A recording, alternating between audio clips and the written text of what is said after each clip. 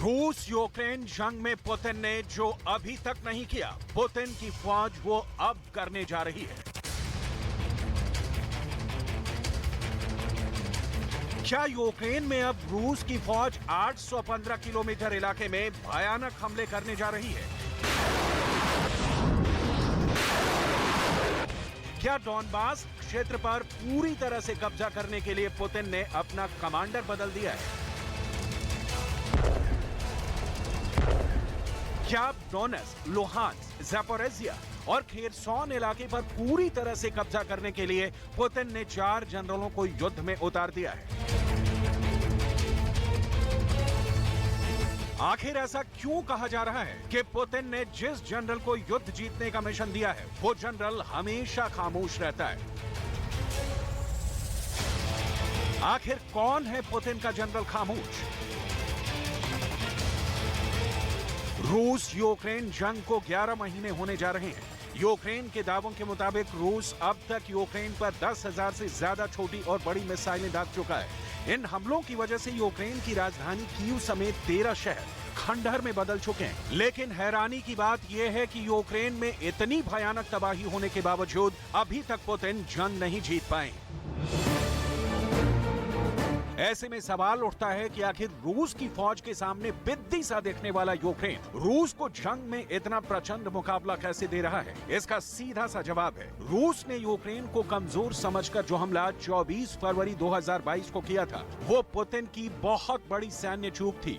Putin को भी अंदाजा नहीं था कि अमेरिका, ब्रिटेन और नाटो के 30 देश इतने व्यापक पैमाने पर यूक्रेन को घातक मिसाइलें, टैंक, तोप, ड्रोन्स और रॉकेट आर्मी दे देंगे। यही वजह है कि यूक्रेन रूस को हर मोर्चे पर जबरदस्त टक्कर दे रहा है। ऐसे हालात में अब पुतिन ने लगभग 11 महीने बाद एक ऐसा मिलिट्री दांव खेला है जो पूरे यूक्रेन को कब्रिस्तान बना देगा। पुतिन ने अब जंग में एक साथ 4 जनरलों को झोंक दिया है।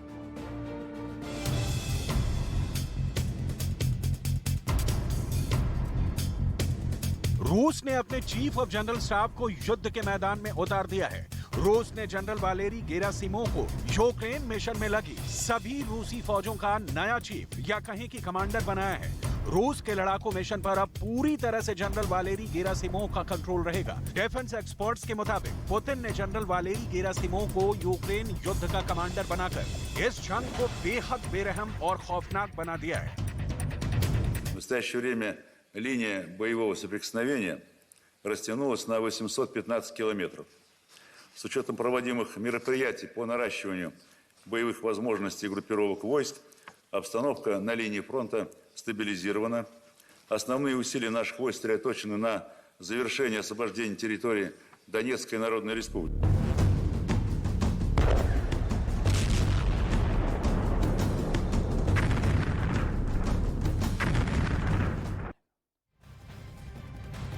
जनरल वालेरी गेरासिमोव पुतिन के सबसे करीबी बताए जाते हैं और उनसे पहले जनरल सर्गेई सुरोविकिन पुतिन के स्पेशल ऑपरेशन के कमांडर थे।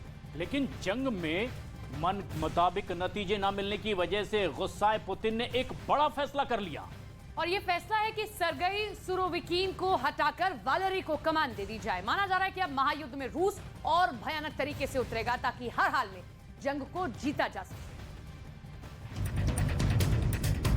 रूस के रक्षा मंत्रालय की तरफ से कहा गया है कि ऐसा इसलिए किया गया है ताकि ऑपरेशन कमांड स्तर को बेहद सटीक और घातक तरीके से अंजाम दिया जा सके। जनरल वालेरी गेरासिमोव से पहले जनरल सर्गेई सुरोविकिन पुतिन के स्पेशल ऑपरेशन के कमांडर थे। लेकिन हैरानी की बात यह है कि जनरल सर्गेई सुरोविकिन को रूस के रक्षा मंत्री सर्गेई शोइगु ने 3 महीने बाद ही यूक्रेन में स्पेशल ऑपरेशन के कमांडर की जिम्मेदारी से हटा दिया है। इसे जनरल सर्गेई सुरोविकिन के लिए बहुत बड़ा झटका माना जा रहा है। मीडिया में जो प्रोपेगेंडा खबरें फैलाई जा रही हैं, उसके मुताबिक जनरल सर्गेई सुरोविकिन को इसलिए स्पेशल ऑपरेशन के कमांडर की जिम्मेदारी से हटाया गया है क्योंकि पिछले दिनों मकीवका शहर में यूक्रेन के भीषण हमले में 89 रूसी सैनिक मारे गए थे। हालांकि यूक्रेन दावा करता है कि मकीवका में 400 रूसी सैनिक मारे गए थे। रूसी सैनिकों का इस तरह से मारे जाने की सारी जिम्मेदारी जनरल सर्गेई सुरोविकिन पर डाली गई है और इसीलिए अक्टूबर 2022 के 3 महीने बाद अब जनरल सर्गेई सुरोविकिन को स्पेशल ऑपरेशंस के कमांडर की जिम्मेदारी से हटा दिया गया है।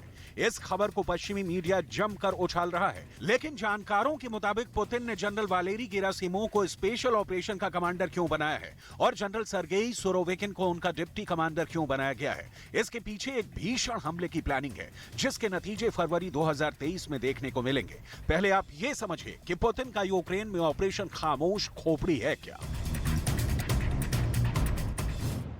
यूक्रेन में रूस के स्पेशल ऑपरेशन का कमांडर जनरल वालेरी गेरासिमोव को बनाया गया है। पश्चिमी देशों में जनरल वालेरी गेरासिमोव को रूसी हाइब्रिड वॉरफेयर का मास्टरमाइंड माना जाता है। राष्ट्रपति पुतिन ने अब कमांडर जनरल वालेरी गेरासिमोव को यूक्रेन में जंग जीतने की जिम्मेदारी दी है। कमांडर जनरल वालेरी गेरासिमोव को पहले deputy commander general Sergei Surovikin दिए गए हैं, जो यूक्रेन में ड्रोन हमलों को देखेंगे, यूक्रेन के चुनिंदा टारगेट्स को तबाह करेंगे। वहीं जनरल ओलेग साल्युकोव को ग्राउंड फोर्सेस का डिप्टी कमांडर बनाया गया है, जो टैंक, तोप, रॉकेट आर्मी और पैदल सेना से यूक्रेन पर घातक हमले करेंगे, जबकि जनरल एलेक्सी किम यूक्रेन युद्ध में उन टारगेट्स पर नजर रखेंगे जो यूक्रेन के खुफिया मिशन का सफाया करें।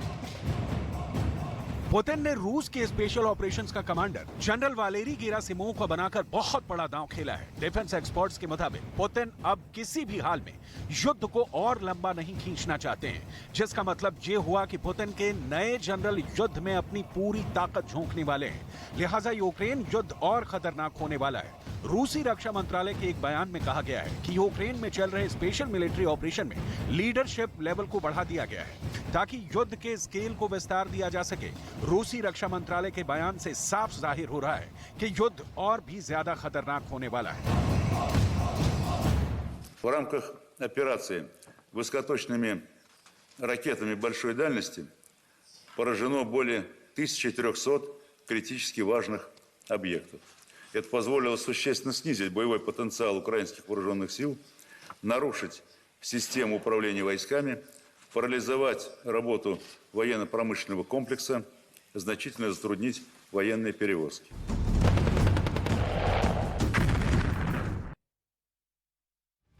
अब इस रूस यूक्रेन जंग में पुतिन ने अपना कमांडर बदला है और ऐसे में सवाल खड़े हो रहे हैं कि क्या अब कयामत आने वाली है, क्योंकि पुतिन के स्पेशल ऑपरेशन के नए कमांडर वालेरी को खामोश खोपड़ी के नाम से भी जाना जाता है। दावा किया जाता है कि वालेरी हमेशा खामोशी से ही अपने हर मिशन को अंजाम देते आए हैं। और ऐसे में अब रक्षा विशेषज्ञ मान रहे हैं कि जेलेंस्की की मुश्किल और बढ़ सकती है। माना यह भी जा रहा है कि अब रूस यूक्रेन युद्ध निर्णायक मोड़ की तरफ बढ़ने लगा है, क्योंकि वालेरी अब एक नई रणनीति के साथ इस युद्ध में उतर सकते हैं। अब आप ये भी जान लीजिए कि पुतिन के स्पेशल ऑपरेशंस के नए कमांडर जनरल वालेरी गेरासिमोव को खामोश खोपड़ी क्यों कहते हैं। असल में जनरल वालेरी गेरासिमोव के बारे में दावा किया जाता है कि वो कहीं भी हंसते नहीं हैं। उनका चेहरा पत्थर की तरह सख्त और क्रूर है। कठोर चेहरे वाले जनरल वालेरी गेरासिमोव के बारे में ये भी दावा किया जाता है कि वो हमेशा अपने मिशन बेहद खामोशी के साथ अंजाम देते हैं। इसीलिए अब डिफेंस एक्सपर्ट कह रहे हैं जेलेंस्की के यूक्रेन की अब खैर नहीं है, क्योंकि जनरल वालेरी गेरासिमोव अपने 3 डिप्टी कमांडरों के साथ यूक्रेन पर भीषण हमले करने जा रहे हैं, ताकि पुतिन के मुताबिक जंग को जल्द से जल्द खत्म किया जा सके। जनरल वालेरी गेरासिमोव यूक्रेन के डॉनबास क्षेत्र पर सबसे तीखे हमले करने जा रहे हैं। जेलेंस्की को भी अच्छी तरह से पता है कि अगर यूक्रेन के हाथ से डॉनबास निकल गया तो फिर यूक्रेन जंग में बुरी तरह से हार जाएगा। Під час чергового російського обстрілу Херсону сьогодні снаряд поцілив в пункт допомоги Червоного Хреста. Загинула жінка, парамедик, волонтерка. Мої співчуття рідним. Лише від початку цієї доби Росія вже більше 16 разів обстріляла Херсон. Лише за один день. І так щодня. Сьогодні знову обстрілювались громади Харківської області. Сьогодні на Донбасі. जनरल वालेरी गेरासिमोव को हाइब्रिड वॉर का उस्ताद माना जाता है। राष्ट्रपति जेलेंस्की भी अच्छी तरह से जानते हैं कि जनरल वालेरी गेरासिमोव अपने 3 डिप्टी कमांडर्स के साथ बेहद बेरहम हमले करने जा रहे हैं। जनरल वालेरी गेरासिमोव यूक्रेन पर 3 तरफ से हमला करने जा रहे हैं। पहला कीव की तरफ से रूस की रॉकेट आर्मी आग उगलेगी, दूसरा दक्षिणी यूक्रेन की तरफ से रूस के टैंक, तोप और पैदल सेना यूक्रेन को रौंदते हुए आगे बढ़ेंगे, जबकि जनरल वालेरी गेरासिमोव तीसरा हमला बेलारूस की तरफ करेंगे, जिसमें रूस के 10,000 सैनिक बेलारूस की 60,000 फौज के साथ मिलकर यूक्रेन पर हमला करेंगे। जनरल वालेरी गेरासिमोव का ये जंगी फॉर्मूला यूक्रेन पर बहुत भारी पड़ सकता है। ऐसे हालात में नाटो और अमेरिका भी यूक्रेन को बचा नहीं पाएंगे। इसके पीछे की सबसे बड़ी वजह यह है कि एक तरफ रूस फौज यूक्रेन से सटी 851 किलोमीटर सरहद की तरफ से हमला करेगी, तो वहीं यूक्रेन की बेलारूस के साथ 1084 किलोमीटर लंबी सीमा लगी हुई है। अगर यहां से भी रूस ने बेलारूस के साथ मिलकर हमला किया तो फिर यूक्रेन पर सीधे बेलारूस से किंजल मिसाइलें आकर हमला करेगी। यानी जनरल वालेरी गेरासिमोव ने भीषण युद्ध से लेकर परमाणु जंग तक की तैयारी कर ली है। खास तौर से किंजल हाइपरसोनिक मिसाइल को लेकर जनरल वालेरी गेरासिमोव बेहद जोश में है, जो यूक्रेन में पुतिन के मिशन को पूरा कर सकती है। Впервые в боевых условиях применено гиперзвуковое оружие. Авиационный ракетный комплекс «Кинжал» показал высокую эффективность и неуязвимость по отношению к системам противовоздушной обороны, развернутым на Украине. यूक्रेन के दावों के मुताबिक रूस यूक्रेन पर अब तक 10,000 से ज्यादा मिसाइलें दाग चुका है, लेकिन उसके बावजूद रूस यूक्रेन को हरा नहीं पाया है। हालांकि बख्मुत और बख्मुत से 15 किलोमीटर दूर सोलेदार में रूस की फौज ने भारी तबाही मचाई है, लेकिन अभी भी इन इलाकों में रूसी सेना का कब्जा पूरी तरह से नहीं हो पाया है।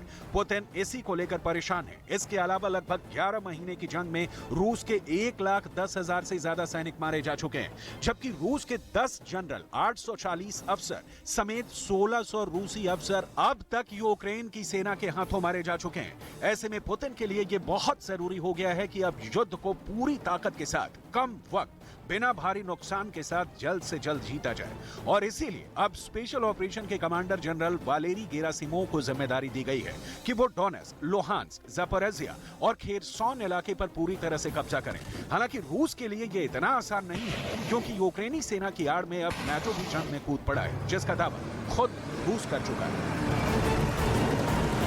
Офицеры, артиллеристы и другие специалисты. В интересах ВСУ работает более 500 космических аппаратов США и НАТО. Из них свыше 70 военные, остальные двойного назначения.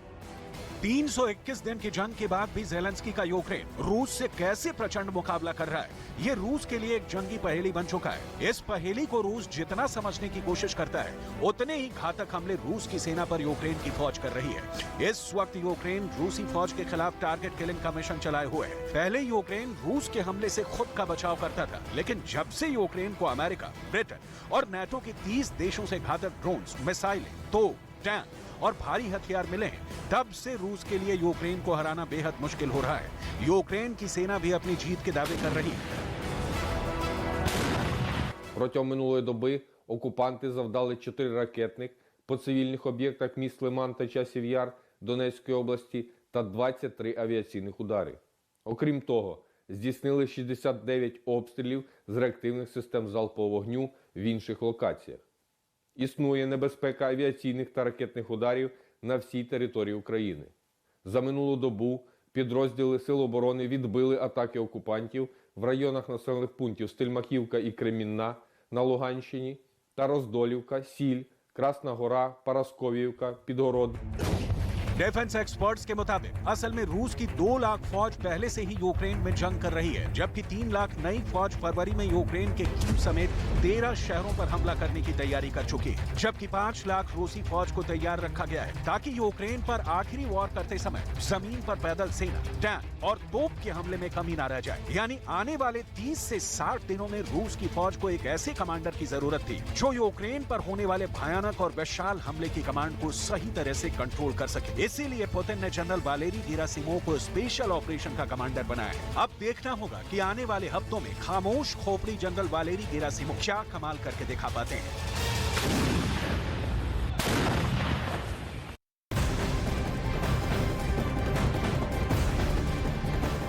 तो रूस यूक्रेन के बीच जंग जितनी लंबी होती जा रही है, ये जंग उतनी ही खुखार होती चली जा रही है।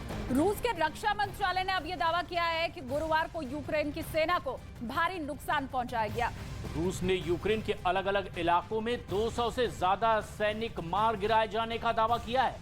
यूक्रेन की जंग में गेम चेंजर कहे जा रहे हाइमार्स मिसाइलों को भी रूस ने हवा में ही मार गिराने का दावा किया है। आपको ये भी बता दें कि कई महीनों की कोशिश के बाद रूस ने एक ऐसा एयर डिफेंस सॉफ्टवेयर तैयार किया है जो कि हाइमार्स मिसाइलों को 100% हवा में ही मार सकता है।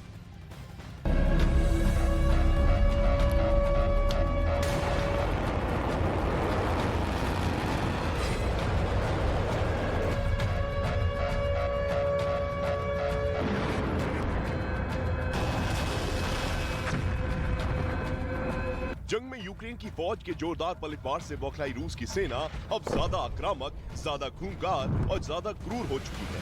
अब रूस के सैनिक यूक्रेन के सैनिकों को बख्शने के मूड में बिल्कुल नहीं है। बंदी बनाने का मौका मिलने के बाद भी वो उन्हें गोली मारते रहे हैं। एक दिन पहले न्यूज 18 इंडिया ने आपको दिखाया था कि कैसे रूस के सैनिकों ने यूक्रेन के सैनिकों को गन पॉइंट पर लेकर गोली मार दी।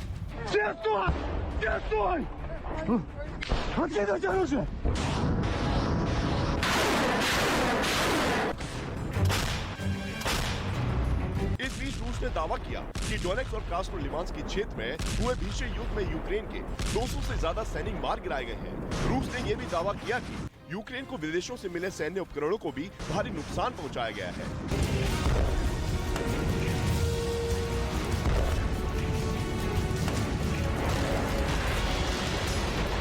रूस के रक्षा मंत्रालय की ओर से जारी किए गए बयान में कहा गया कि कुपियांस्क इलाके में यूक्रेन के सैन्य ठिकानों पर भारी बमबारी की गई, जिसमें यूक्रेन के 30 सैनिक मार गिराए गए।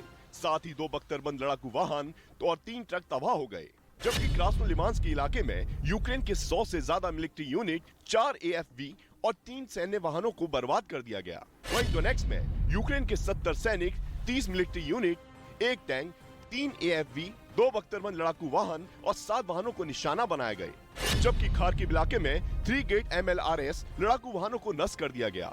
इसके अलावा रूस ने दावा किया कि गुरुवार को यूक्रेन के 2 आर्टिलरी सिस्टम M777 और M109 पलाडिन, 2 automatic howitzer, 2 SI गोविज़्डा Su-25 विमान, 5 UAV के साथ साथ TMLR हिमार्स और एल्टन मिसाइलों को लक्ष्य तक पहुंचने से पहले ही मार गिराया गया। युद्ध के पहले दिन से ही जेलेंस्की ने एक ठोस रणनीति अपनाई है, जो यूक्रेन के सैनिकों को मनोबल बढ़ाने में काफी अहम साबित हुई। अब तक 11 महीने के युद्ध में यूक्रेन के रक्षा मंत्रालय की तरफ से हर दिन रूस की सेना को नुकसान के आंकड़े जारी किए जाते हैं, जिससे रूस के सैनिकों का मनोबल कमजोर पड़े। शायद इस बात को समझने में रूस को 11 महीने लग गए। इसीलिए अब रूस के रक्षा मंत्रालय की ओर से भी यूक्रेन आर्मी को हुए नुकसान के आंकड़े जारी करने की शुरुआत हो चुकी है। जाहिर है कि इससे जंग लड़ रहे रूस के सैनिकों का मनोबल बढ़ेगा।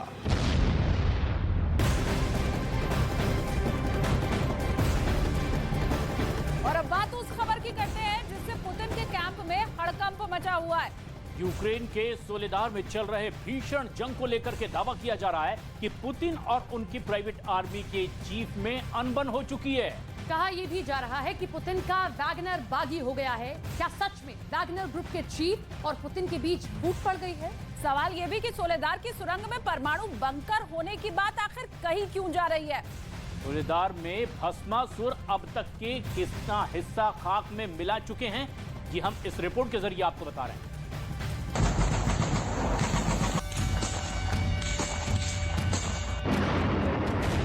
सोलेदार की जंग, वीडियो नंबर 1। सोलेदार की जंग, वीडियो नंबर 2। सोलेदार की जंग, वीडियो नंबर 3।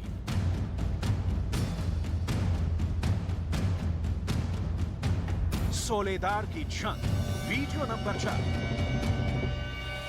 सोलेदार की जंग, वीडियो नंबर 5।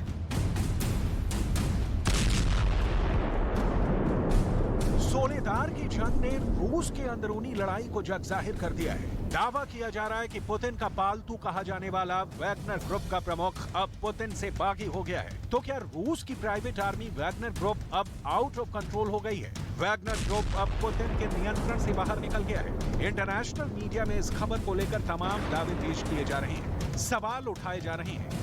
यूक्रेन युद्ध में रूस के खेमे में कितने पावर सेंटर बन गए हैं? क्या अभी भी जंग की डोर अकेले पुतिन के हाथों में है? क्या वैगनर ग्रुप के चीफ येवगेनी पिरोगजिन ने नया पावर सेंटर बना लिया है? क्या वैगनर ग्रुप पुतिन के कंट्रोल से बाहर हो गया है? पुतिन और पिरोगजिन के अलावा युद्ध में तीसरे पावर सेंटर के बनने की बात कितनी सच है, जिसे Chechen chief Ramzan Kadyrov fit कर रहा है?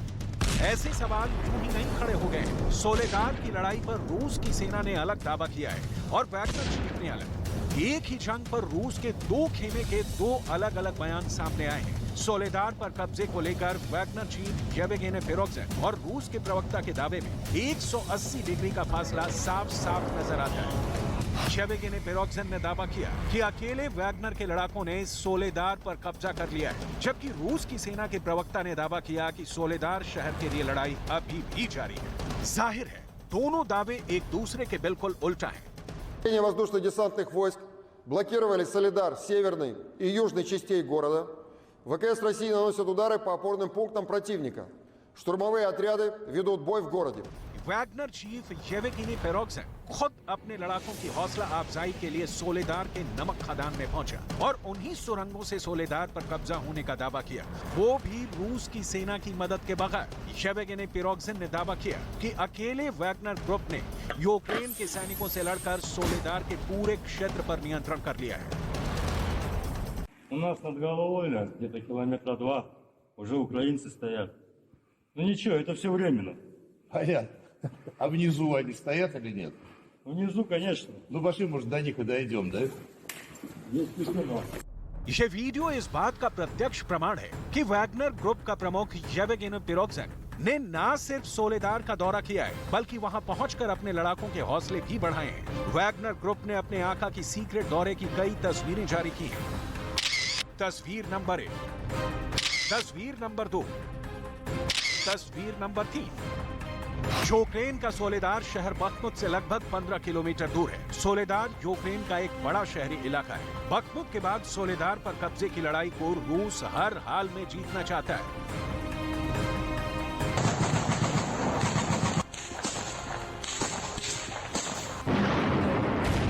सोलेदार की जंग, वीडियो नंबर 1।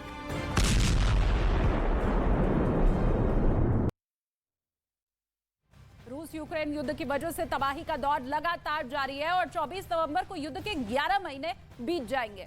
लेकिन इस युद्ध का अंत अब भी नजर नहीं आ रहा है। यूक्रेन ने रूस को बड़े नुकसान का दावा किया है। हम आपको आंकड़े दिखाते हैं और बताते हैं कि आखिर इस पूरे युद्ध में कितने सैनिक मारे गए, कितने तोपों का इस्तेमाल हुआ। तो अब तक कम से कम ये जो आंकड़ा सामने निकल कर आया वो यही है कि 1,13,390 सैनिक इस जंग में मारे गए हैं। लेकिन इसके अलावा जिस तरह से एक दूसरे पर हमले लगातार जारी हैं, दावा यह भी किया जा रहा है कि रूस को एक बड़ा नुकसान पहुंचाया गया और 3094 टैंक उसके तबाह कर दिए गए।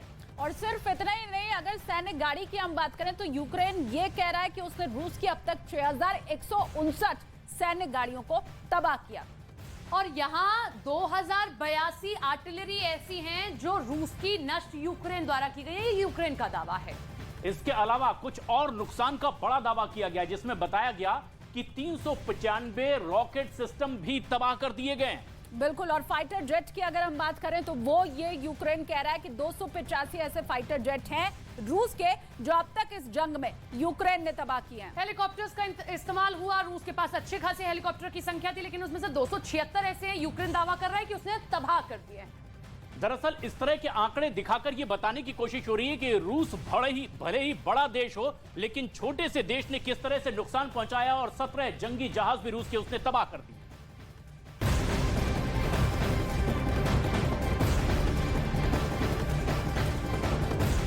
लेकिन वहीं इस बीच एक और बेहद अहम और बड़ी खबर आ रही है। रूस की ओर से दावा किया गया है कि पश्चिमी मीडिया में प्रोपेगेंडा के तहत रूस की सेना के पुतिन के खिलाफ बागी होने की बात फैलाई जा रही है। इतना ही नहीं, पश्चिमी मीडिया की ओर से अपने दावे को सही साबित करने के लिए बाकायदा वीडियो तक जारी कर दिए गए। हालांकि इन सब दावों के बीच युद्ध में रूस की सेना का रौद्र रूप देखने को मिला है अब तक। और पुतिन की पलटन अब यूक्रेन में जमकर तबाही भी मचाने लगी।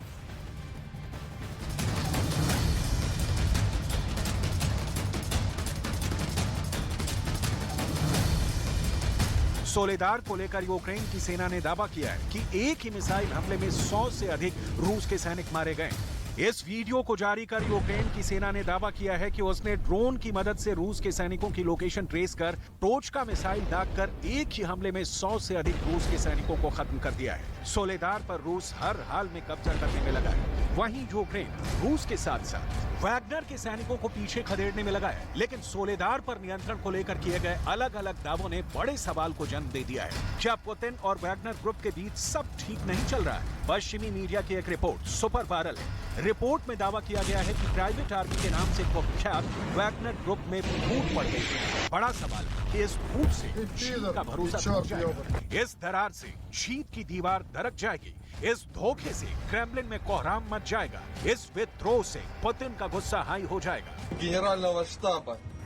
Ты пидор и черт ебаный. Да больше воевать, у нас нет снарядов. Там парни гибнут за нас. इस कलह से कादिरव का कॉन्फिडेंस डोल जाएगा। बगावत का वीडियो नंबर 1। Начальнику генерального штаба. Ты пидор и черт ебаный. Да больше воевать, у нас нет снарядов. Там парни гибнут за нас. बगावत का वीडियो नंबर 2। Нормально. Тепло, блин, нифига у вас. Вот, работает. Тепло, сухо, все, нигде ничего не капает. रूस का दावा है कि इससे पहले भी पश्चिमी मीडिया रूस की सेना का पुतिन के खिलाफ बागी होने का दावा कर चुका है। अपने प्रोपेगेंडा को सही साबित करने के लिए वीडियो भी जारी कर चुका है, लेकिन सारा दावा धरा का धरा रह गया। पुतिन की सेना यूक्रेन युद्ध में कोहराम मचाने में कोई कोर कसर नहीं छोड़ रही है और ना ही आगे छोड़ने वाली है। लेकिन पुतिन और वैगनर ग्रुप में के दावे को तब और बल मिलता है जब अमेरिका की संस्था institute for the study of war की एक रिपोर्ट सामने आती है। इस रिपोर्ट में दावा किया गया है कि रूस के येवगेनी पेरोव्सेन पुतिन के वॉर ऑर्डर को हथियार बनाकर पुतिन और वैगनर ग्रुप में दरार पैदा कर रहे हैं। येवगेनी वही शख्स है जिन्होंने वैगनर ग्रुप को खड़ा करने में बड़ी भूमिका निभाई थी। वैगनर ग्रुप को हमेशा से ही पुतिन की प्राइवेट आर्मी कहा जाता है। इतना ही नहीं, येवगेनी पुतिन के इतने करीब रहे हैं कि उन्हें पुतिन का शेफ भी कहा जाता है।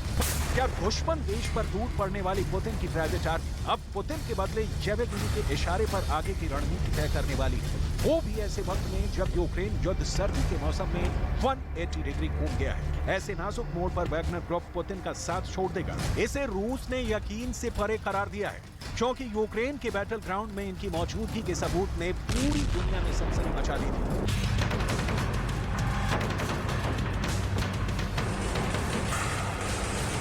यूक्रेन युद्ध के शुरू होने से पहले ही पुतिन ने वैगनर ग्रुप को यूक्रेन बॉर्डर तक पहुंचने के ऑर्डर पर साइन कर दिया था। यूक्रेन युद्ध के पहले वैगनर ग्रुप अफ्रीका में तैनात था। पुतिन के एक इशारे पर वैगनर ग्रुप अफ्रीका से यूक्रेन सीमा की ओर चल पड़ा और 24 फरवरी को जब रूस ने 3 तरफ से यूक्रेन पर हमला किया तो पुतिन की प्राइवेट आर्मी भी उसमें शामिल रही।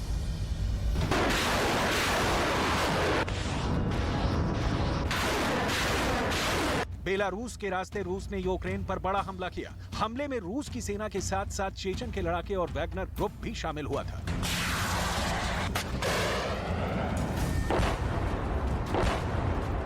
बेलारूस से कीव की तरफ आगे बढ़ी रूस की सेना ने होस्टोमल एयरपोर्ट पर भी भारी तबाही मचाई थी। होस्टोमल एयरपोर्ट को रेड आर्मी ने अपने कब्जे में ले लिया था, लेकिन कब्जा जमाने के लिए कितनी भीषण जंग हुई है, इसका आफ्टर इफेक्ट युद्ध के बाद आई तस्वीरों में दिखा था।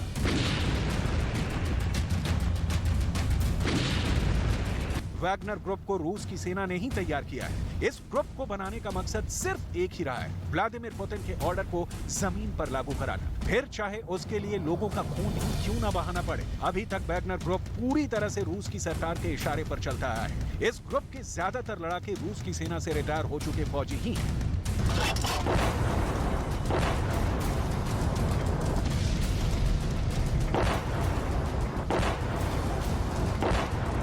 वैगनर ग्रुप का सबसे बड़ा बेस या कहें कि ट्रेनिंग सेंटर पश्चिमी रूस के मॉकिन में है। मॉकिन में रूस का मिलिट्री बेस है और उसके काफी करीब वैगनर बेस है।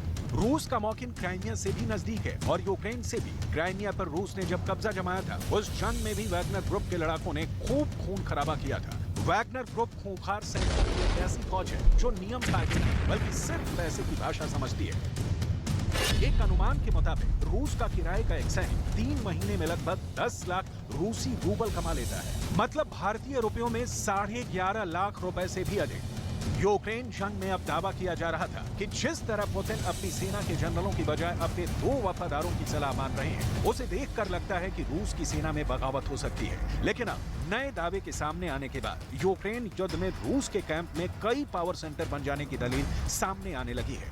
रूस की सेना एक फ्रंट पर खून बहा रही है, वहीं दूसरे मोर्चे पर यूक्रेन को नुकसान पहुंचाने का जिम्मा रमजान कादिरोव की खूंखार लड़ाकों ने संभाल रखा है और वैगनर ग्रुप तबाही का एपी सेंटर बना हुआ है। लेकिन अगर रूस के खेमे में कई पावर सेंटर बनने की बात सही साबित हुई तो इसका सीधा मतलब होगा पुतिन के प्रभाव में कमी, जो पुतिन और उनके इनर सर्किल के लिए बुरी खबर साबित होगी।